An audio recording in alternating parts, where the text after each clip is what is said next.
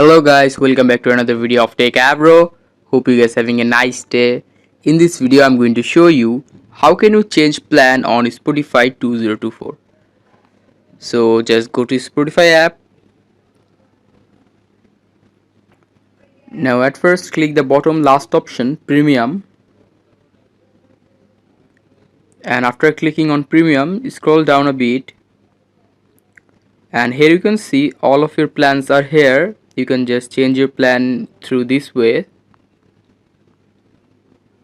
You can go for a premium family, premium duo, premium student, premium individual or mini, or you can just click on get premium if you want to get free 1 month premium, and after that click the top right this change plan icon.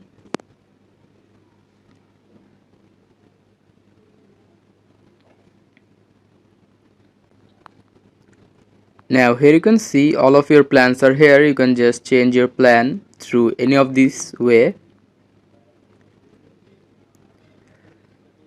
So guys, that's how you can change plan on Spotify. Hope you find this video helpful. If you find it helpful, then give a thumbs up and don't forget to subscribe. Take care, bro. Thank you so much for watching the video.